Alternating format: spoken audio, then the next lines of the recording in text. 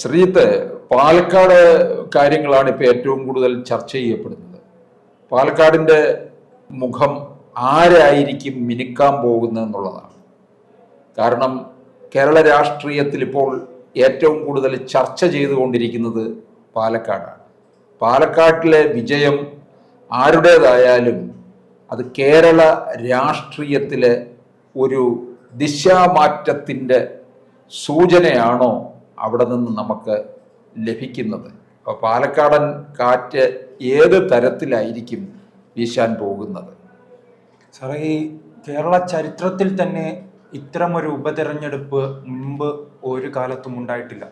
അത്രയും അധികം ട്വിസ്റ്റുകളും വിവാദങ്ങളും നിറഞ്ഞതായിരുന്നു ഈ ഉപതെരഞ്ഞെടുപ്പ്. തുടക്കം മുതൽ തന്നെ അതിനെക്കുറിച്ചുള്ള ധാരണ ഉണ്ടായിരുന്നു. ഈ പാലക്കാടൻ ഉപതെരഞ്ഞെടുപ്പായിരുന്നു ചർച്ചാ വിഷയം. കാരണം വടകരയിൽ ഷാഫി പറമ്പിൽ വിജയിച്ചതിനു പിന്നാലെ തന്നെ PV അൻവർ ഉൾപ്പെടെയുള്ളവർ ഡീൽ ആരോപണവുമായെല്ലാം രംഗത്തെത്തി.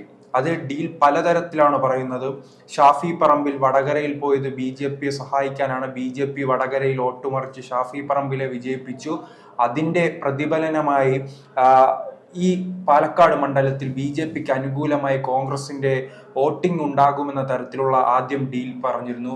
പിന്നീട് അത് മാറി PV അൻവറിന്റെ ഭാഗത്ത് നിന്നും CPM അതോടൊപ്പം തന്നെ BJP ഡീൽ എന്ന രീതിയിലും ഉണ്ടായിട്ടുണ്ട്. എന്തായാലും CPM വിജയിക്കുമെന്ന് അവിടെ തുടക്കം മുതൽ തന്നെ ആരും പറയുന്ന ഒരു അവസ്ഥ ഉണ്ടായിരുന്നില്ല.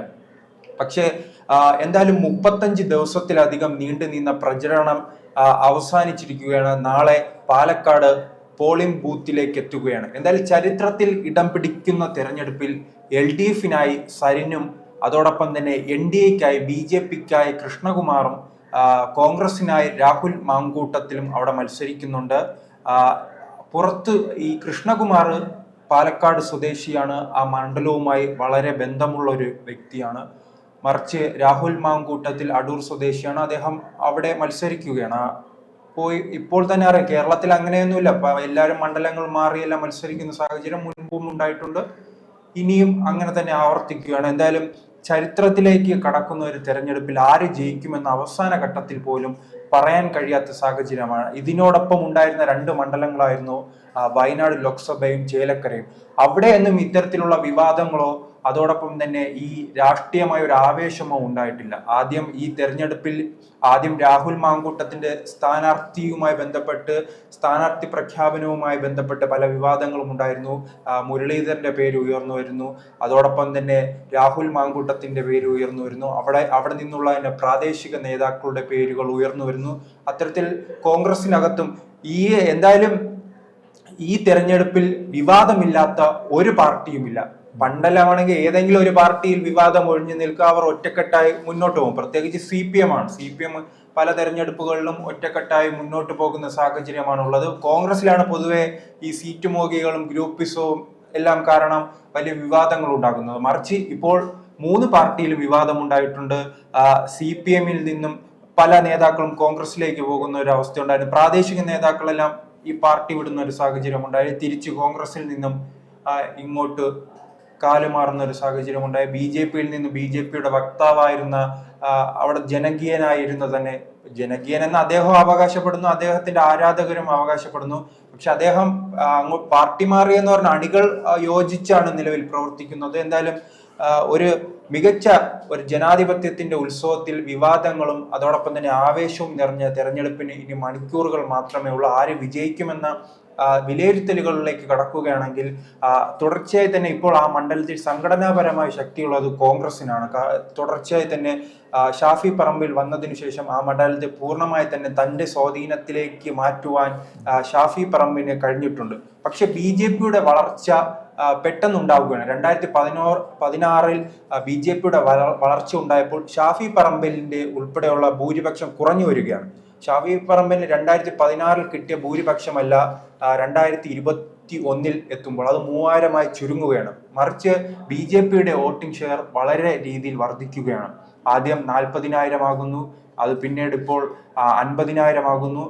50,000 BJPക്ക് വോട്ടുള്ളത് വിരലിൽ എണ്ണാവുന്ന ജില്ലകളിൽ മാത്രം, മണ്ഡലങ്ങളിൽ മാത്രമാണ് കേരളത്തിൽ BJPക്ക് ഇത്തരത്തിലൊരു വോട്ട് കിട്ടുന്നത്? തിരുവനന്തപുരത്ത് കുറച്ച് മണ്ഡലങ്ങളിൽ 50,000 വോട്ട് കിട്ടും. പിന്നീട് നാം നോക്കുകയാണെങ്കിൽ കാസർഗോഡ് മണ്ഡലങ്ങളിൽ കിട്ടും. പിന്നീടുള്ളത് ഈ പാലക്കാടാണ്. അങ്ങനെ BJPയും പ്രതീക്ഷയിലാണ്. പക്ഷെ അവിടെ പ്രാദേശികമായി തന്നെ വളരെ അടിത്തറയുള്ളത് കോൺഗ്രസിനാണ്. രാഹുൽ മാങ്കൂട്ടത്തിൽ അതിനാൽ തന്നെ വലിയ ജയപ്രതീക്ഷയിലാണ്. കൃഷ്ണകുമാറിലേക്ക് നാം പോകുകയാണെങ്കിൽ അദ്ദേഹം അവിടെ വർഷങ്ങളായി തന്നെ, ചിലപ്പോൾ 20 വർഷത്തിലധികമായി തന്നെ അവിടെ കൗൺസിലറാണ്. അദ്ദേഹം 2000-ലാണ് ആദ്യമായി കൗൺസിലറായി വരുന്നത്. പിന്നീട് അദ്ദേഹത്തിന്റെ പ്രവർത്തനങ്ങൾ കൊണ്ട് തന്നെ മുനിസിപ്പാലിറ്റി, അവിടുത്തെ നഗരസഭ പിടിച്ചെടുക്കുവാൻ BJPക്ക് കഴിയുന്നു. അത് തുടർച്ചയായി 2 വട്ടം, ആദ്യം 2015-ലും ഉണ്ടായിരുന്നു, പിന്നീട് 2020-ലും ആ മുനിസിപ്പാലിറ്റി പിടിച്ചെടുക്കുവാൻ BJPക്ക് കഴിയുകയാണ്. അതും 2015-നേക്കാൾ 6-7-ലധികം സീറ്റുകൾ വർദ്ധിപ്പിച്ചാണ് വീണ്ടും അവിടെ BJPക്ക് ഭരണത്തിലേറാൻ കഴിയുന്നത്. അത് എല്ലാ രാഷ്ട്രീയ പാർട്ടികളും അത് ആ സ്ഥലത്തെ BJPയുടെ ആയാലും ഏത് രാഷ്ട്രീയ പാർട്ടിയുടെ ആയാലും വളർച്ചയാണ് കാണിക്കുന്നത്. കാരണം ഒരു പാർട്ടി ഭരിക്കുമ്പോൾ അവിടെ ഭരണവിരുദ്ധ വികാരം ഉണ്ടാകാനുള്ള സാധ്യതയുണ്ട്. പക്ഷെ ആ ഭരണവിരുദ്ധ വികാരത്തെ മറികടന്ന് കൂടുതൽ സീറ്റ് വർദ്ധിപ്പിക്കുക എന്നത് അവിടെ BJPയുടെ സംഘടനാപരമായ കരുത്ത് വർദ്ധിപ്പിക്കുകയാണ്. മറിച്ച് നാം LDFിലേക്ക് വരുമ്പോൾ LDFന് അവിടെ പാലക്കാടിലെ ആ മണ്ഡലത്തിലെ 2-3 പഞ്ചായത്തുകൾ മാത്രമാണ് അവരുടെ സ്വാധീനമുള്ളത്. അതിനാൽ തന്നെ അവർക്ക് വലിയ പ്രതീക്ഷ വച്ചു പുലർത്തേണ്ട കാര്യമില്ലെന്നാണ് ഈ അവസാന ഘട്ടം എനിക്ക് തോന്നുന്നത്. അതോടൊപ്പം തന്നെ സരിന് എത്രത്തോളം ജനകീയനായി മാറാൻ കഴിഞ്ഞു എന്നതും സംശയമാണ്. ഒറ്റപ്പാലത്തെല്ലാം അദ്ദേഹം മത്സരിച്ചെങ്കിലും ദയനീയമായി പരാജയപ്പെട്ടു. അദ്ദേഹം എന്തായാലും സോഷ്യൽ മീഡിയ കൈകാര്യം ചെയ്യുന്നതിലാണ് വിദഗ്ധൻ.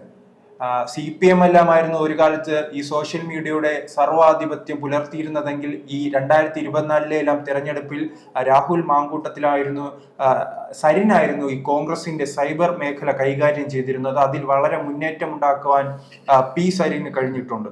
അത്തരത്തിലുള്ള മേഖലയിലായിരുന്നു CPM എന്തായാലും P സരിനെ പ്രതിഷ്ഠിക്കേണ്ടിയിരുന്നത്. അല്ലാതെ ഇത്തരം ഒരു വലിയ ത്രികോണ മത്സരം നടക്കുന്ന ഒരു മണ്ഡലത്തിൽ എന്തുകൊണ്ട് P സരിനെ നിർത്തി എന്നുള്ള ചോദ്യം ചിലപ്പോൾ തിരഞ്ഞെടുപ്പ് കഴിഞ്ഞുള്ള വിലയിരുത്തലുകളിൽ പാർട്ടി അംഗങ്ങൾ തന്നെ, പാർട്ടി നേതാക്കൾ തന്നെ ഉന്നയിക്കാനുള്ള സാധ്യത തന്നെ ഉണ്ട്. കാരണം ഇപ്പോൾ തന്നെ ചെറിയ EP ജയരാജന്റെ ആത്മകഥയിൽ ഇത്തരത്തിൽ P സരിനെ വിമർശിച്ചതായുള്ള വിവരങ്ങളും പുറത്തു വരുന്നു. ഇത്തരത്തിലുള്ള വയ്യാവേലികൾ എടുത്തു വെക്കണമെന്ന് ചോദിക്കുന്ന ചോദ്യവുമായി EP ജയരാജൻ തന്നെ രംഗത്ത് വന്നിരുന്നു.